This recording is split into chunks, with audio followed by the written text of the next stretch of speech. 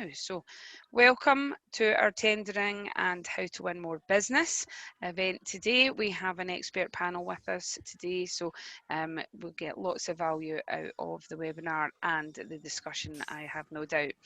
Your microphones are all on mute, and just purely from a background point of view, if you can just keep them on mute, that'd be great. Please do use the chat function though for any questions, queries, sharing the best practice, anything like that.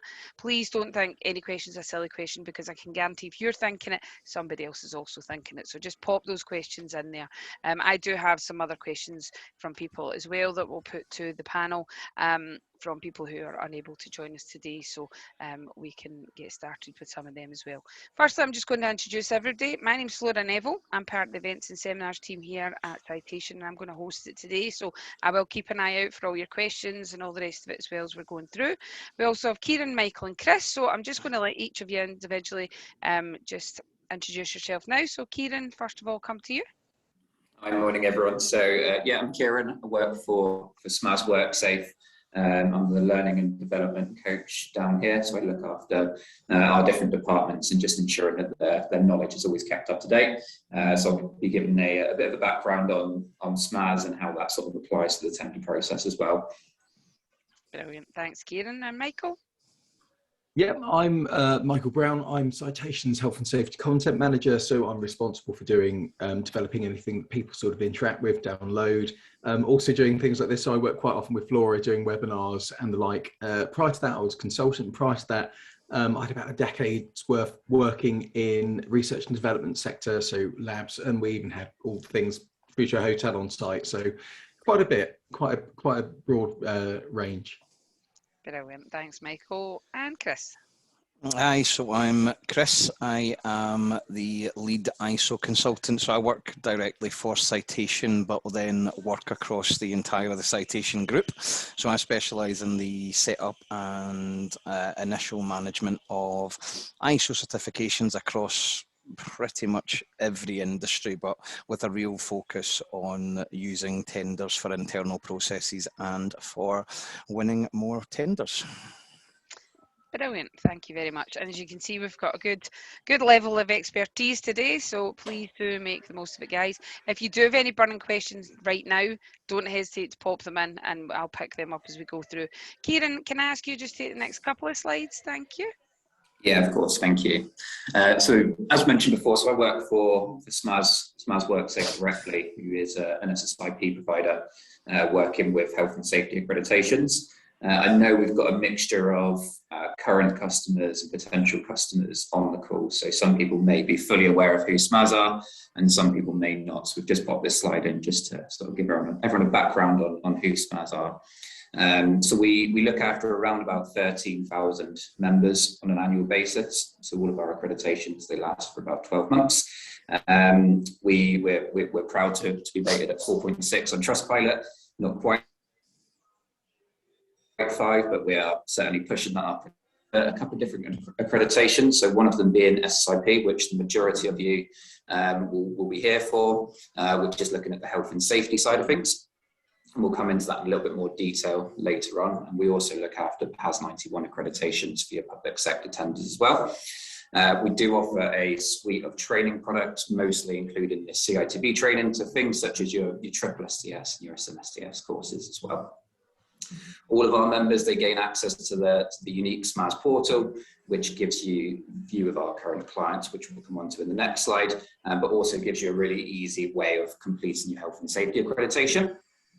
We're based down, I would normally say in sunny Plymouth, but certainly not today, looking out the window, but we do cover the entirety of the UK. So any business in the UK is available to get a Smas SSIP certificate.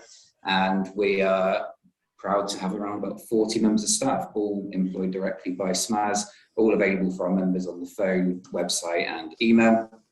And they're there to answer any of your questions regarding health and safety, assessments, SSIP requirements, and anything that the client might be asking you to get as part of their pre-qualification process. Brilliant, thanks. Next slide, please. So the clients that I, just back one please, Sorry, the clients that I mentioned, so we work with a number of the UK's biggest house building and construction companies. So these are clients that will probably be saying to you, as part of the tender process, you need to have a certain SSIP in place. And one of those SSIPs that you can gain is the Smas SSIP. And what that's primarily looking at is all of your health and safety policies, procedures that you've got in place. We look after these particular clients for their supply chain management. So what they're coming to Smas for is to make sure that anyone that goes and tries to work for them has got their health and safety to a good enough level. And then once they're happy that you've got that, you can then enter that tender process and put your bids in for them. So these are just a few of the clients that you would gain access to by having the Smas SSIP in place. There is a number more that you gain access to once you sign up to the Smas client portal. Great. Back to you. Thanks, Kieran. That's brilliant. Okay, so some things to start with, just to have a wee think about, some questions to have a wee think about. So, what is your current success rate when it comes to tenders? I know some of you may be just moving down that route just now, but a lot of you have already are doing tendering and just trying to make it better, more successful. So what is your current success rate, and when was the last time you reviewed your tendering strategy? Do you have a tendering strategy? If so, when did you last look at it? You know, what amendments, updates, what's needing tweaked, what's needing changed? Are there areas in your business where you might benefit from external support? And to free up time to allow yourself to think more strategically. I don't think I'm a business owner myself, and I don't think there's a business owner I've ever spoken to who says, yeah, I'd like more time. Everybody would like more time to do the other things in the business as opposed to just the operational stuff. So it is where the external support can give you that time and give you that expertise, give you that help to achieve what you want to achieve. And I think that's really key to look at from an owner's point of view. Have you ever dealt with a local authority? Do you know what they ask for?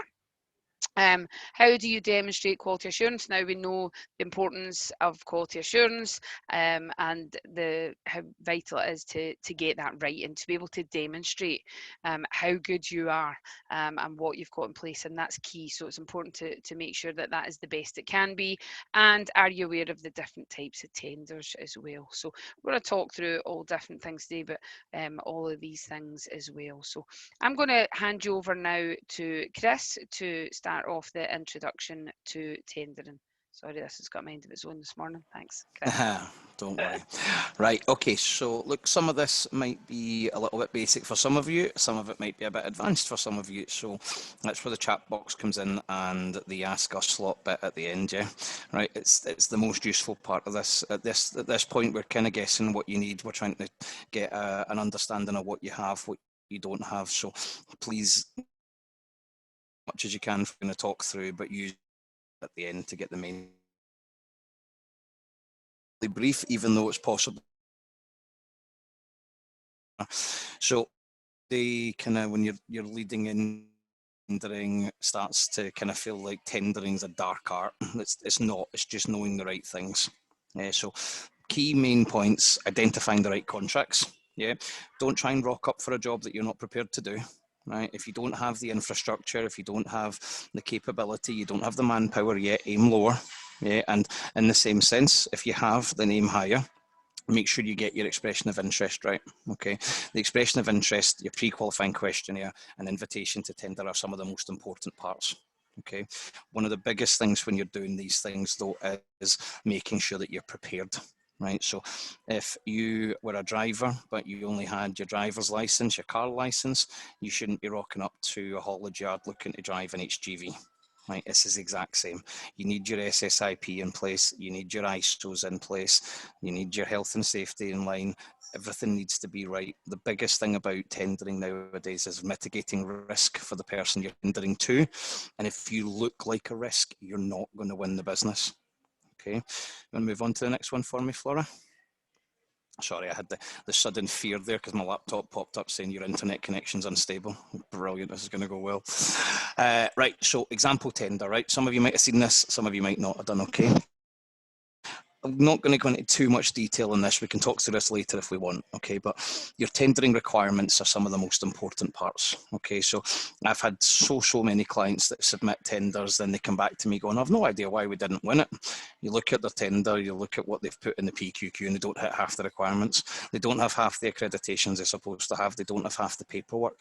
You need to, it very, very much is the biggest chicken and egg in the world. If you're just leading into tendering, then you're going to have to spend money first. Yeah, you're going to need to get your accreditations in line. You're going to need to get your back office processes in place. You're going to need to get your ISOs, your SMAs. You're going to have it in the right order, or you are just going to keep coming up against brick walls. Yeah, especially if you're tendering towards things like local authority, government schemes, NHS, anything like that. They are not, and I don't mean to put too fine a point on it, and I hope I'm not hurting anyone's feelings who's done this, but they are not going to touch you with a barge pole, because you're in a world nowadays where 90% of your competition is perfectly set up, ready to go, and they've got all this in place. Okay, so some really, really kind of important highlighted parts there. Making sure that you've got a copy of the company's health and safety policy in place. That's the beautiful Michael's world. Making sure you've got example method statements, making sure you've got example risk assessments. And then on the right-hand side is, for me, one of the, if not the most important part. Yeah, so you'll probably know this, but if you don't, every tender will always be score weighted towards quality or price. But the thing that overarches all of that is the accreditations that you've got in place. Yeah, so doesn't matter if you're the best price out there. If you don't have any accreditations in place, they won't touch you. It doesn't matter if you've got the highest quality. If you can't prove it through ISO 9001, 14, 45, 27, SMAs, they're still not going to touch you. There's still going to be somebody that's better placed to fill that job than you are. So biggest point that I want to make from this is making sure, whether you're already tendering and it's not working, or whether you're about to run into the world of tendering face first, is put yourself in a position to win that work before you get there. Okay, next one please, my love. Right, so common mistakes, right? So kind of touched on a bit of this already, yeah? So scattergun approach, this isn't like throw as much you know what at the wall and hope some of it sticks. Be quite precise, be quite prim and proper when it comes to this. When you're looking at tenders, when you're looking at local authority websites to see what there is to tender, tender for the work that you can do. Don't just fire an application in for all of them, because the bit that none of us ever talk about is that, especially if you are tendering for local area contracts, everybody knows everybody else. Yeah, and if you're just randomly tendering for everything out there, they will start to get to know you. They will start to have a negative connotation towards on that. No wow factor, big one. Yeah, if you are writing a tender and you're told you can write 6,000 words, don't write 14 words and then leave it at that and hope for the best. Write the full thing out. Make sure you've said it all. If you feel like you're saying too much, you probably haven't said enough. Yeah. Big one for wow factor, have your accreditations. Again, I will underline it with a brick if anyone wants me to. Have your accreditations in place or it's not going to work. Yeah, missing the big picture, quite obvious one, even though it's a bit of a general statement. Make sure that you actually know what they're looking for. Yeah, if somebody is saying it's weighted towards price, make sure it's weighted towards price, but the big picture is they still want you to deliver a quality job, so show the quality as well and go above and beyond. Yeah, fill everything you can, make sure that you've got it done properly. On the right hand side, a wee bit of kind of help and a wee bit of guidance on it. Yeah, have you got a document library? Right, you should not be having to run about like headless chickens every time you're trying to do a tender. If somebody asks you, have you got your quality management policy at hand? Yes, I have. I'm ISO 9001 regulated. When you have your ISOs, you've got a beautiful document library that has everything stored ready at the click of a button. Exactly the same with Michael and Kieran's side. They make sure everything is perfectly placed, prim, proper, and ready to go for you. Your tenders can include financial figures, insurance certifications and policies. Make sure that you have all of that ready. And obviously, if you're a citation client and parts of SMAS, a lot of that will be handy for you anyway. And make sure you keep testimonials and client lists up to date. Yeah, there's no point in you winning a lovely big tender, right? Michael, Kieran and I can all sit here and I can guarantee you that all three of us can rhyme off most of the really good clients we've got, whether that be by name, by persona or by reputation. Make sure you can do the same. Okay, that'll do on that one, Flora.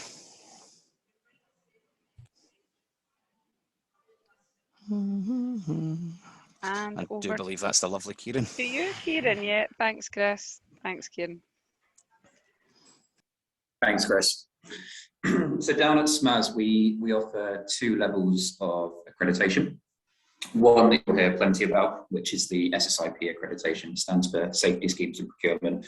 In simple, it's a health and safety accreditation backed by the HSC, and is your starting point. It's the part that you'll see on most pre-qualification questionnaires as a way of not bypassing, but a way of proving your credentials. Somebody out there, independent of your business, has gone and checked all of your policies, procedures, and documents are in order. So the health and safety accreditation is looking at things such as your health and safety policy, your training matrix, your risk assessment, your method statements, your COSH, etc., etc. It's a 15-question set, and it's looking at all areas of health and safety across the business. That's everything you'd be asked for as part of the pre-qualification questionnaire, but it's a simple way of demonstrating it. So rather than you having to go and fill out those same questions on every tender that you're going through, actually you can go to a company that provides SSIP, they can check it out for you once a year, and then off the back of that, you'll get a certificate that then you can use to demonstrate those areas of the business. We also offer a second accreditation level, which is the PAS 91. So alluding back to Chris's point, if you're looking at tendering for anything local authority, public sector, their minimum requirement would actually be slightly higher than just the health and safety SSIP. Actually, what they'd be looking at, like Chris mentioned, is areas such as your environmental, your quality, and making sure that you've got those processes in place as well. So when it comes to tendering, what you're looking at is, how am I going to make myself stand out from the competition? Of clients that we work with have just their health and safety policies in place. So if I'm looking at wanting to make myself, what I'm going to do is look at my accreditations and say, okay, so the competition road has got this. How do I better that? And one way that you can do that is by going for the slightly more advanced level, which is the PAS 91, or indeed going towards the ISO and saying, well, I've gone above and beyond the call of duty, so I've got extra qualifications, accreditations in place over the competition as well. So generally what happens once you've got the SSIP in place is we'll supply your business with a compliance pack, and that's something you can download and submit as part of the tender process, or you can detail your accreditations on the tender form, on the pre-qualification form.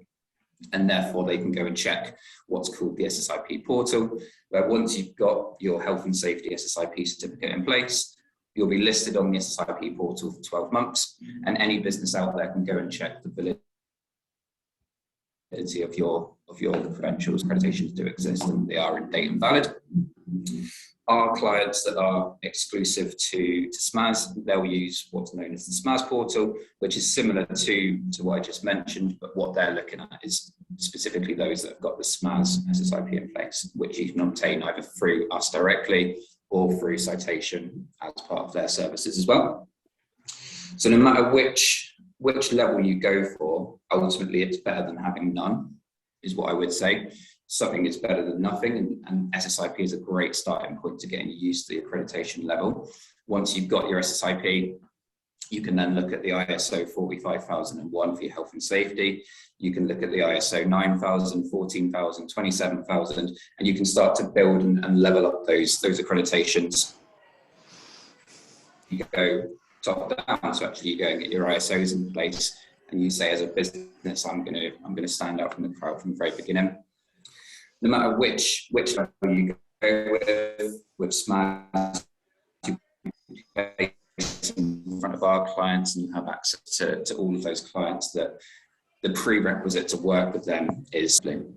But alluding back to Chris's point, if you have nothing, you'll probably get nothing, being really blunt about it. So it's better to have something and start yourself on that journey. Thanks, Kieran. Apologies, that jumped itself forward there. Okay, Michael, I'm now going to hand on to yourself for the Thanks, communication. Flora. But before I start, can everyone actually hear me okay? Because I don't know if it's just you, but occasionally I keep getting people jumping around in the audio, and I just want to make sure it's not my internet connection. Am I can hear syncing you up all right. properly? You're all good. Okay, We can hear you brilliant. fine. Yeah, Very Kieran fine. broke up a little Kieran's bit there. did break up a wee bit, yeah. Oh, I can see. Cheryl, thank you. Good. I'm glad the audience can hear me too. Right. Well, yeah, to bring a different spin to this, right, some of you are going to love what I'm about to say, and some of you are going to hate me for it, but I have been one of the people receiving tenders at the other side of the desk. And one of the things just actually to, which rightly or wrongly, as a company we relied quite a bit, because one of the things that you want to do as a business when you're looking at works is almost try and you hire the best or the most competent authorities and people that you can. And part of that was basically we would look at, do they have ISO, do they have accreditations? Because if so, we know they've had to meet a certain criteria first. So quite often what I do, relatively ruthlessly, but we'd have tens of hundreds of companies tendering for work, is anyone that didn't have ISO or an accreditation, I would actually just not look at what they were bidding for. That is the honest truth. And even when I filtered that out, there was still quite a bit of competition, which is why we did, again, look at the detail. And one of the things that I used to ask as a health and safety professional was centered around communication. How well do these companies communicate with their subcontractors, with their employees, with their workers? The reason this is so important is because you can have the best risk assessments in the world, you could have the most amazing health and safety policy, but if your workers haven't got a clue what it says or what they're supposed to be doing, it's worthless to me. And as someone that was on the site, actually checking, occasionally supervising contractors, I would ask the workers, have you seen this? Can I see a risk assessment for that? Call me nosy, but it was my site. I want to make sure they were doing the correct job. So part of that is that, whatever you submit, you may be held to account to. So make sure it's what you authentically do. So communication, as hopefully you all know, is a legal requirement. So you've got to consult with your workers. So that's covered by 2 sets of regs, actually. If you're unionised, there was a set that came out, I think, in the late 70s, 77 from memory, admittedly a bit before my time, but I believe that's when it came out. If you're unionised, you have to consult with the unions. And then there's another one in 96 where basically it covers the remainder of the workforce. So if you're non-unionised, you've still got to consult with your workers and let them know, what your risk assessments are, take into account any of their feedback. You don't have to implement what they say, but it's taking it on board. So if, for instance, a worker came to you and said, I've got concerns about X activity, I would expect you to have processes in place to actually investigate and look at that and work out, do we need to do more for the risk assessment? Are we doing everything we reasonably can? So a business might say, can I have some minutes for a health and safety meeting? Can I see your evidence of consultation? So that doesn't have to be a sit-down meeting. There are other ways you can do it. We've got plenty of tech now which allows us to do it remotely. So what businesses will often want to see is, do you get your workers together? How do you consult with them? And how do you, keep them engaged in matters to do with health and safety? So, I don't know if I can control it anymore. Yes, I can. Good. The other bit that is absolutely crucial is training. Now, it's not just induction training that I'm after as someone at the other side. I'm looking for training specific to what I want you to do. So, for example, if I need you to do some work which requires abseiling, I'm going to be looking to make sure that you've actually got the correct certification for that. I'm also going to be looking to make sure that any equipment that you're using for things like that is inspected and tested, and that you've got a decent policy and procedure in place so that your workers are aware of what they need to do. So, some businesses will be looking very much at this and looking and going, right, I want this evidence, because the reality is, if we're ever checked by our ISO, or if an HSE inspector came in, I would want to satisfy myself and the HSE that the contractors I'm appointing have demonstrated that they are competent, that I've done everything I reasonably could to have made sure that I selected someone that was competent. I've not just gone for the cheapest, I've actually gone for the most competent, or balance of. So training, have they completed mandatory training? Have you got recorded evidence of that? So things like asbestos awareness, really, really crucial for most businesses, particularly if you've got an older building. Looking at it at the moment with all of this aerated concrete, we've put an alert out recently to citation clients in relation to this. But one of the things that we've actually said is, if you are having a surveyor on site, make sure you give them your asbestos survey. So, a lot of workers, I would expect, if they're working on older buildings, I would expect them to be trained to recognise asbestos or potential asbestos. And at least you should have a policy in place to flag that up. So again, it's all about that communication, workers knowing that it's okay to pause a job if they suspect there's asbestos or if they suspect something is unsafe. All of that is culture and communication. Training, again, make sure that they've got additional training if there's anything specific that you're looking to. Some workers and some organisations will actually specify, we need someone that is trained to this level. We expect your site supervisors to have attended SMSTS or the like. So it's the Site Managers Training Assessment Scheme. Have your people had training for the additional responsibilities they've got? So if they are managing a team, have they done something, for example, like IOSH managing safely? The other thing is that's really crucial is to start on day one. Now, I always call this my, if someone trips over on their way out defense, what have you given them? Have you told them where the fire exits are? Have you told them who's responsible for safety in the local area? Things like that, how to call a first aider. So again, a lot of the training here, businesses are going to expect that you have an induction framework, you have ways of upskilling people as they're promoted, and that you proportionately train workers to do things that they're reasonably expected to do. So people that are using specialist equipment, I would expect them to be trained in that, and I would expect some evidence, and I probably would ask actually for a couple of certificates for the people that are going to attend site. So yeah, I've just mentioned, I've gone past it now. There is a slight lag on this, my apologies. Examples of evidence, CVs, yes, but the most important thing for me would be a certificate. I want to see a relatively in-date certificate for things. Now, the trouble is certain items, for example, forklift is always a good one. The HSE say things like suitable and sufficient intervals. Now, what is suitable and sufficient? Unfortunately, it's difficult to sort of make a judgment on that. I would say it depends on how often you're doing it, how experienced you are. If it's something you're doing every day, then you're probably more up to date because you're familiarising yourself with it than someone that isn't doing it every day. Management of health and safety qualifications. So again, I would expect to see in your leadership a certain level of competency or at least competent advice. So I would ask, for example, if you don't have an in-house health and safety advisor, who do you go to for competent advice? Who's your external competent advisor? So that could be someone like Citation.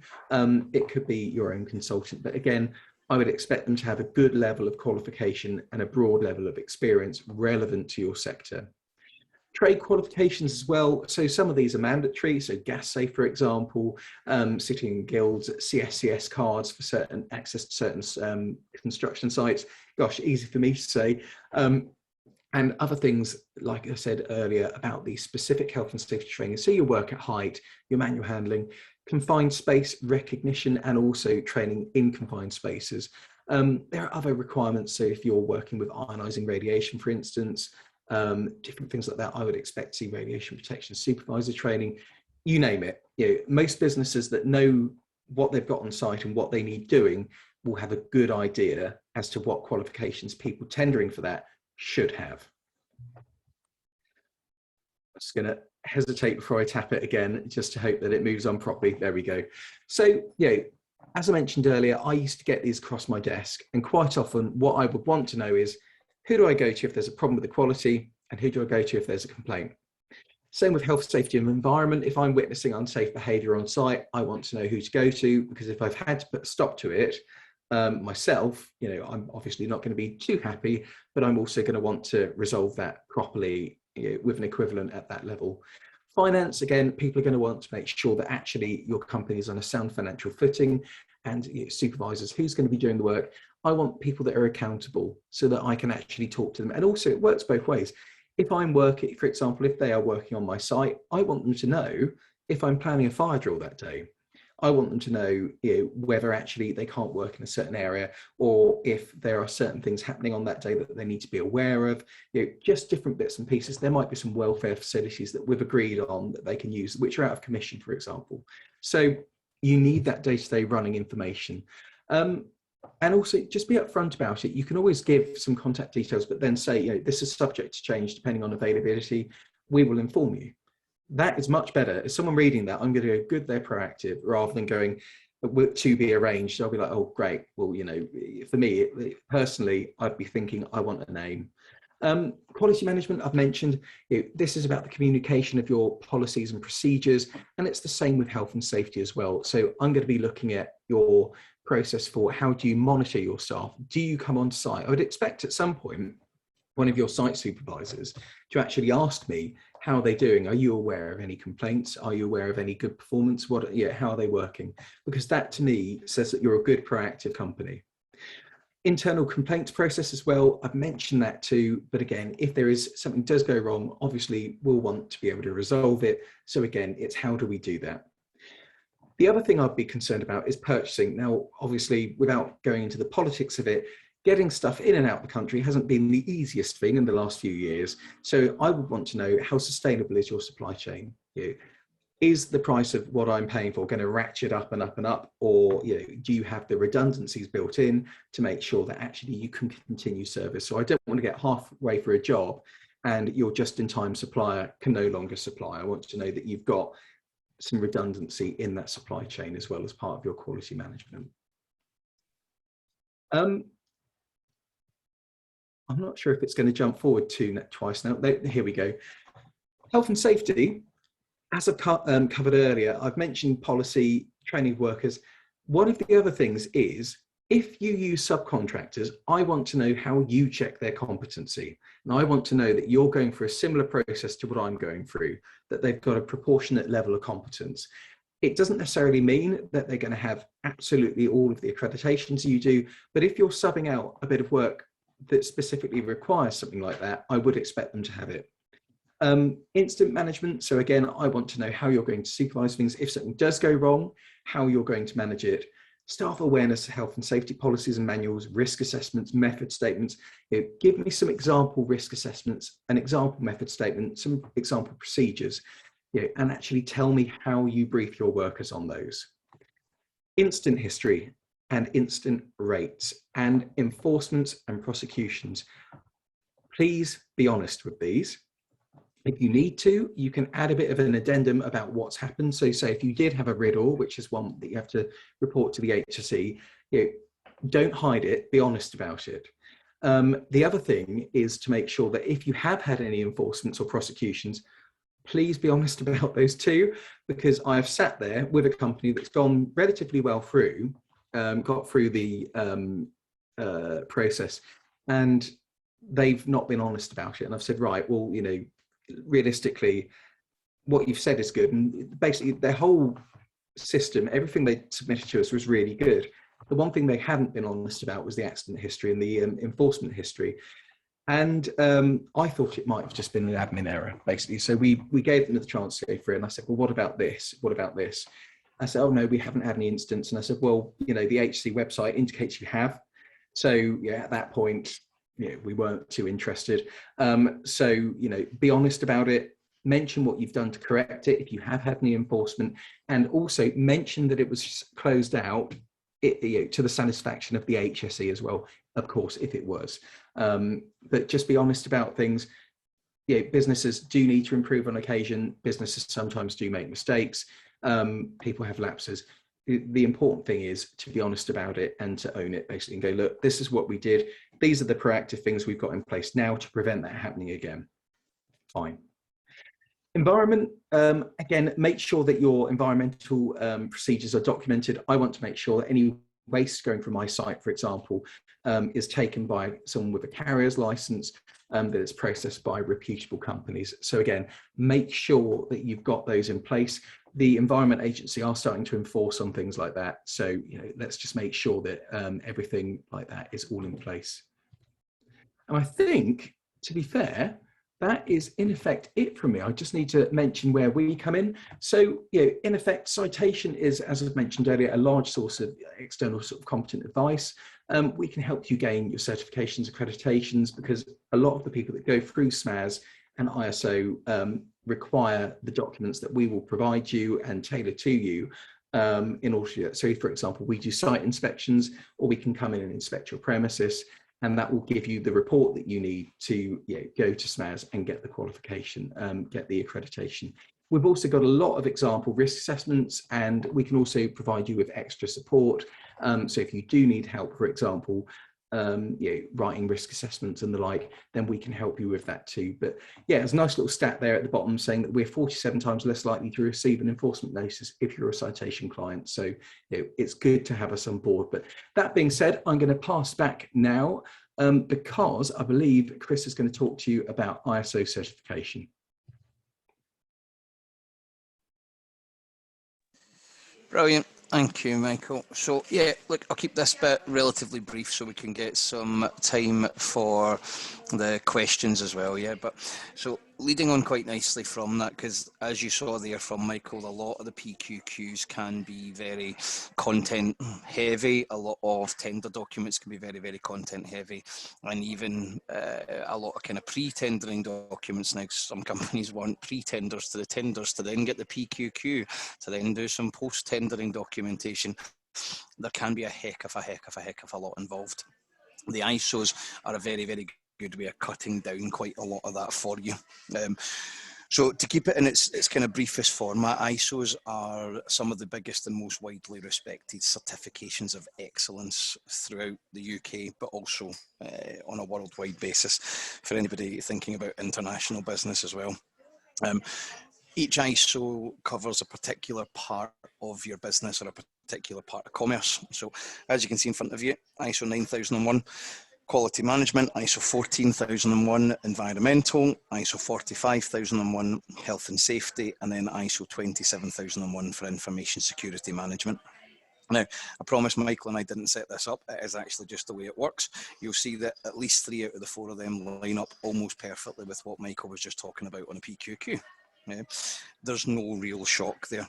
The main risk factors for anybody giving work to you tend to fall under one of these brackets. Okay, so your job as a business owner, as somebody tendering to me, so I'm the same as Michael. Sadly, I probably didn't enjoy it as much as he did, but I used to receive tender documents in a previous work as well. So your main job if you're tendering to me is to let me know that I don't need to worry about your quality. I don't need to worry about what happens environmentally.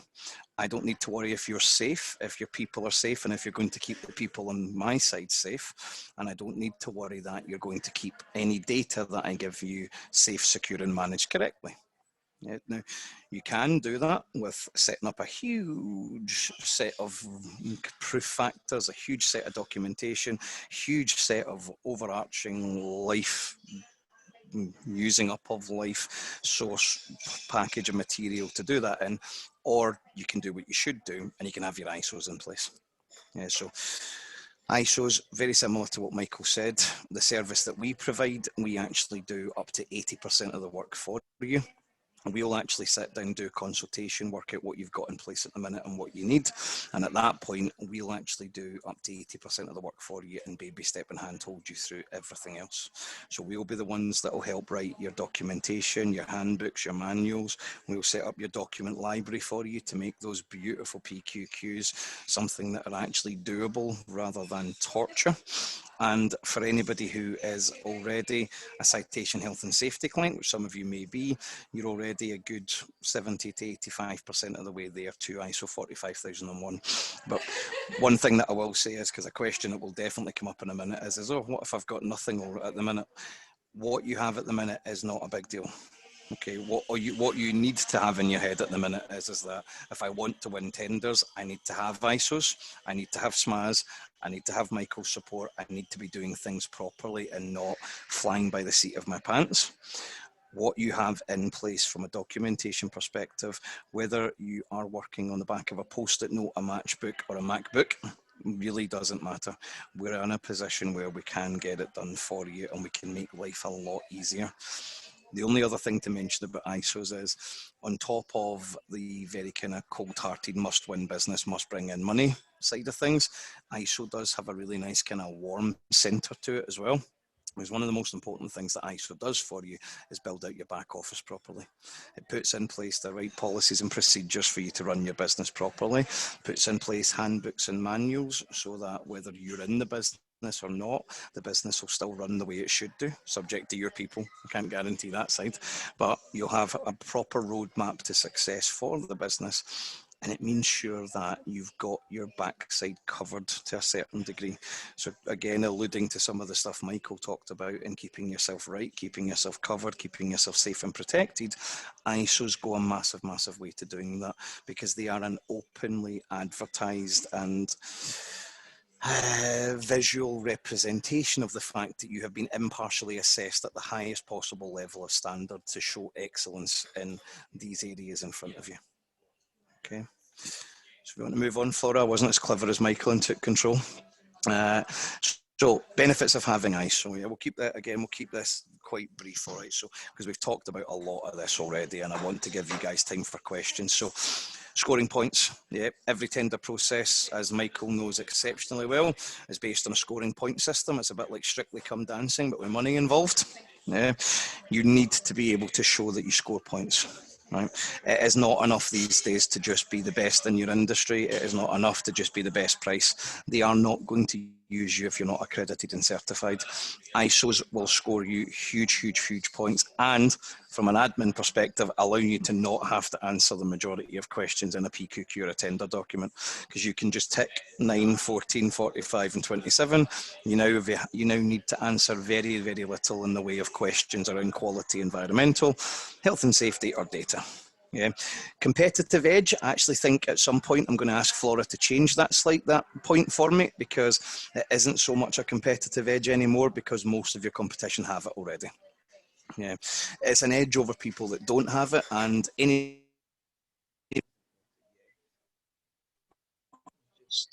Can you still hear me? Oh, you've gone, Chris. Hold on. That's you. You've come back, I think. Hold on. There we go. Yeah. I think we've got you. Am I back? Yeah, Am I back? you're back. Yes. Yep.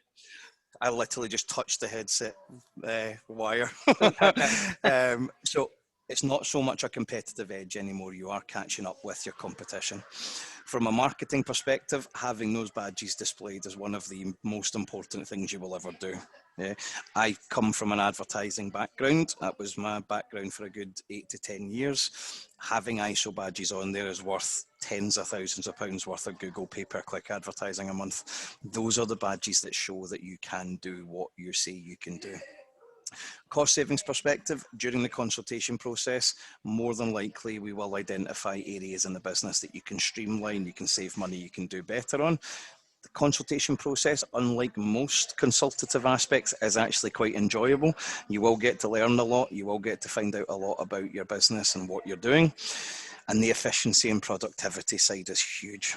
Yeah, you could be in a situation at the minute where everything's all over the shop, upside down and round the wrong way. And by going through the ISO process, which only takes a couple of months from start to finish, you can be in a fantastic spot with a really, really nice integrated management system, all your documents ready to go, and able to tender for and ideally win a lot more work than you will be at the minute. Okay. Great. Thank you, Chris. That's fantastic. Okay, so I've got a few questions here. If you want to pop any of your questions into the chat box, guys, please do. Thank you to Chris, Michael and Kieran for covering those slides. Please do pop your questions in. I've got a few questions here that have been put in advance, so I'm going to kick off with them. And then I'm sure there'll be other ones there. So as I say, just pop them in there and then we'll take them. So one of the first ones that came in was about quality of their submission. So how can somebody check the quality of their submission? Who wants to take that?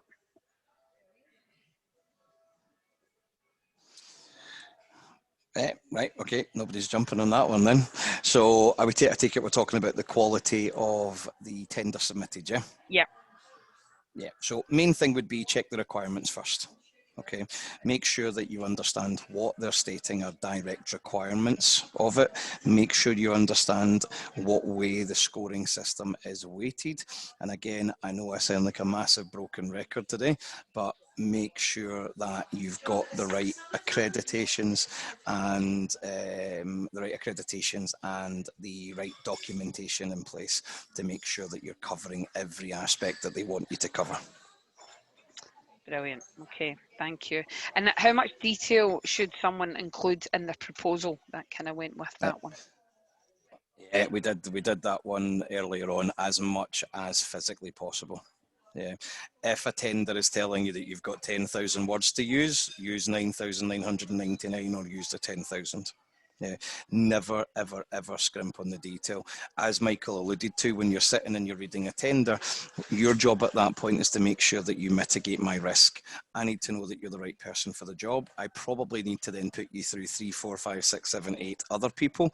Depending on the size of the tender that you're going for, I might need to then also put you through a board just to double check my decision on it. Make sure you cover every eventuality and everything that you think that I might think of. Brilliant. Okay, and one of the questions about ISOs was, what ISOs does somebody need in the construction industry? Good question. Right, so short answer is it depends on the type of work that you're going for. But the shorter answer is that the most common in the construction industry are the ones that we put on the slide a minute ago. So you should have 9001 to show that you're a good quality organisation to work with. You should have 14001 to make sure that you are depicting and showing that you are environmentally friendly. You should and need to have 45001 because you are literally working in dangerous environments. Yes, of course, you're not in a war zone, but you're working with machinery, you're working with heavy machinery, you're working with sharps, you've got hand-arm vibration to think of, you've got noise, you have got all sorts of things. So showing and depicting you are excellent in the realm of occupational health and safety is massive, and depending on the types of clients you're dealing with will depend whether you need to have something in place for data security as well. Brilliant. Okay, thank you. And what are, obviously, you've covered some of them, but would you say that's the kind of main reasons for having your ISO? What are the main reasons? Yeah, so there are typically 2-3 main reasons for having them. So internal aspect, one of the main reasons to have them is internally to make sure that you've got the perfect processes and procedures in place. It's difficult, and you guys will know this better than I do, but even doing our jobs where we manage a client base, we then manage the admin sides, some of us then manage teams of people as well. You've got a lot of different things that you're trying to juggle, and sometimes it's nice for somebody to sense check and make sure that you're doing everything right. That's in essence what an ISO does for you as a business. So having your ISOs in place internally makes sure that you're actually doing the right things. It means that you know you're on the right track. You actually know that you're ticking the right boxes. You're not just trying to guess. Yeah. From an external perspective, the biggest and most important reason is that you're very unlikely to win work without it, or you're very unlikely to win good work without it. Yeah, what I would definitely say, and I'm not telling anybody not to get them here, right? But if we've got any of the attendees today who deal mostly or entirely with domestic work, you probably don't need ISO. Yeah, not for winning work anyway. When you're going out and you're doing domestic jobs, you're only going to get weirdos like me that are going to make sure you're ISO regulated. Yeah. I personally, myself or my wife were getting work done in the house. I wouldn't touch anyone who wasn't ISO regulated nowadays. But most people from a domestic perspective don't know that. They've no understanding of that. They've no need for that. So if your focus is entirely on winning domestic work, you can probably scrap the ISO idea. Yeah. But if you're looking to focus on anything commercial, anything local authority, government, NHS, schools, colleges, nurseries, anything out with the base level domestic stuff, you need ISO. Yeah, because it mitigates risk. It shows them that you're a good, strong company. Michael said it already. When people like him are sitting reading tenders, the first thing they're looking for is ISO, because it shows that you're impartially assessed. If Flora tells me that she is the best grounds worker on the planet, I don't need to take Flora's word for it, because she's got 4 ISO accreditations to tell me that she's actually good at the parts of the industry that I care about. Yeah. The only other and kind of big one that I would say is, if any of you that are sitting there just now sitting thinking, well, I've done this for 10 years without ISO. Yeah, so have a heck of a lot of clients that I've got that are now coming back and saying, a new procurement manager's just popped up and said, why the hell don't you have ISO now? Yeah, so the other big side of ISO is making sure that you properly secure the work that you have, you properly future-proof the business, and you make sure you're in the right place to keep doing what you're doing. Thank you, Chris. So somebody said as well, what does having an ISO do for me internally? You've talked, obviously, I know we've talked a lot about tendering, that's what today's about, but from an internal perspective as well, what does an ISO do for the organisation? Yeah, so kind of covered that one there in that last one as well. So internally, it just makes sure that you've got the perfect policies and procedures in place. Make sure that you've got good, strong material in-house so that everybody knows what they're doing, what they should be doing. If your back office is a little bit upside down right now and you think, all right, we really need to get some paperwork in order, we don't have proper training registers, quality management systems, we've no environmental documents, we need to start fixing some of this out, then it's the perfect time to get your ISO done, because it will sort out your back office, it'll get everything organised and in line so everything's accessible from the one place, and it'll mean that you actually have all the policies and procedural documents that you need. Perfect. And how, somebody said, how do we go about starting the process of getting an ISO? Cool. So all you need to do is drop your details in the chat box. Let me know that you want to look at sorting ISO. At that point, I'll book you in for a business review with me. So it'll be myself that will do it. We'll do a proper business review to understand what you're up to at the minute, what work it is that you're looking to win. From there, I'll be able to tell you what ISOs you need. And then because you've done the webinar today, there's some really nice offers and things involved. So we can then look at what the process is and we can get you booked in pretty quickly. Great. Thanks, Chris. Yep, and guys, just pop those details in there. Then we can pick them up. That would be perfect. One here, I think, for you, Kieran. What else does my Smas certificate get me?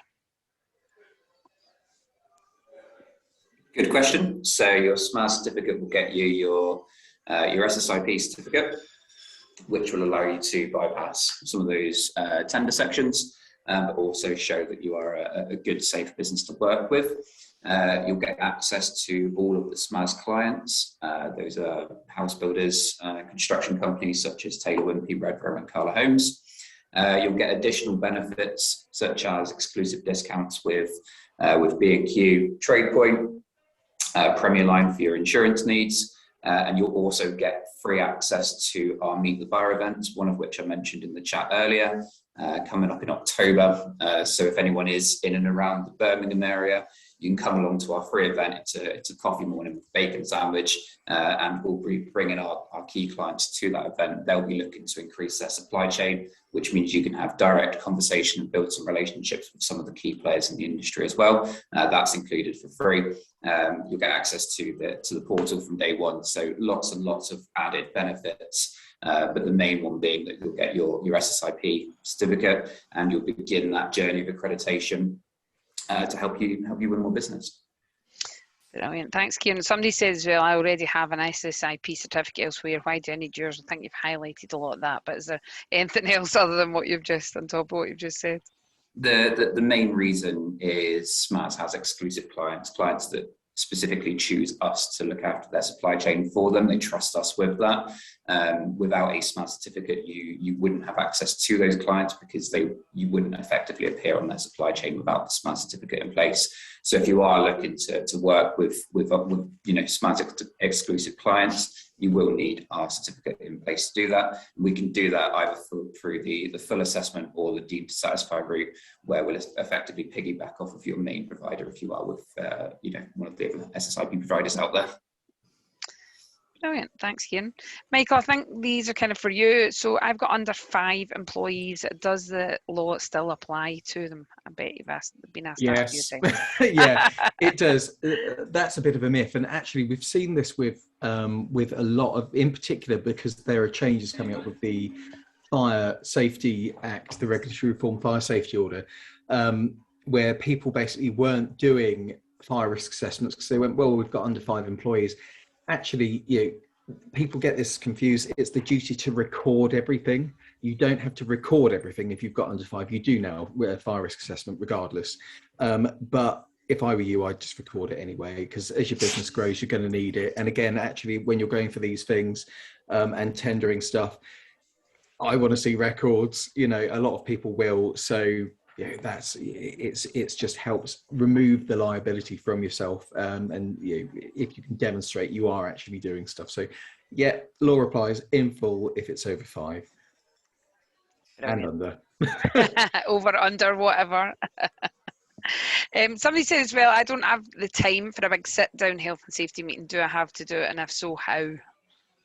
Yes, you do have to do it. Again, you've got to consult with your workers. The easiest way, if you're a sort of business that has a lot of remote workers or things like that, as long as you can demonstrate that you're having these meetings, you're sort of discussing health and safety items, you've got a bit of an agenda that you go through, you ask them, you can do it on a WhatsApp group. As long as you've got that way of demonstrating that you've got health and safety information coming down, being discussed, being disseminated, people are actually engaging with it, and that you are consulting with your workers, it's fine. You don't have to have a big agendaed meeting. I would just go through and make sure you've got ways of tracking that as well, and demonstrating your performance to your workers. So you said we did is quite a good way of doing it as well. But yeah, use your tech. You can do things like we're doing today. You can have a WhatsApp group. Other providers are available, but I would just make sure that you are still communicating with your workforce. That there's really now there's no reason why you shouldn't. So yeah, make use of your tech. You don't have to have a sit-down meeting where everyone goes through a dusty agenda. Use the tech, make the most of it, and be flexible. Brilliant. That's the key, isn't it? Just communicate, and like you said earlier on, make sure it happens.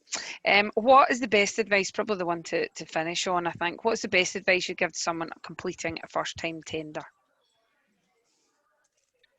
Be honest, and actually think about what you are doing, and beforehand as well, look through the questions and actually work out what do I need to put in place, and then put it in place and practice it so that you actually are on the front foot when you go to submit the tender and do the work. To be fair. Brilliant. Okay. I don't know if there's other people want to chime in on that. Yeah, I think just echoing kind of what we've said pretty much the entire call is be prepared, understand what you're tendering for. Don't tender for something that you cannot handle, and make sure that when you chap the door, you've got the right suit on. Make sure that you've got your accreditations in place, make sure you've got the right badges, make sure you've got the things that are going to give that wow factor and show that the company that you're tendering to that you are capable of the job. Don't worry too much about kind of waiting a little bit of time before you submit the tenders or before you start doing it. It's much more detrimental to your business to start tendering without the right things in place than it is to wait a couple of months to get your ISOs, SMAs, Michael's side, everything in place before you start doing it. Brilliant. Thanks, guys. Now, I know I'm conscious of time, so we will bring that to a close. I know we could probably carry on for about another 2 hours at least, but anyway, unfortunately, we don't have the time to do that. Thank you for everybody that's joined us today. Thank you for interaction. Thank you to Michael, Chris and Kieran and your expertise. Very much appreciated, guys. Thank you. Learned lots as we always do, and covered a lot of ground, which has been great as well. If anybody does want any other information, please do pop your details in there. We'll pick that up, whether it's about starting the process of getting an ISO, as Chris said earlier on. Pop your details in there and he will speak to you directly to point you in the right direction and talk you through how that happens and what needs to happen. But thank you for joining us. I hope it's been worthwhile and of value, as I'm sure it is, because there's been lots of advice and good information. But thank you for joining us, and thank you for the thank yous I can see popping in there. To get anything else, though, please don't hesitate put it in the chat box. We will pick that up and we will contact you directly to have a wee further chat. But good luck is probably how to finish that on the good luck tendering. And even if you go away from today and you know, there's something else that you've not thought about, or actually I do need some help in this, please do contact us. You know, pop on our website, you can pick up the details there, and do get in touch with us. Let them know you've been in a webinar, and we most certainly can get some information or a one-to-one or whatever's required and get in touch with you. That's no problem at all. But thank you. And Thanks, everyone. thanks, guys. Thanks, guys. Bye-bye. Bye. Thanks, Phil.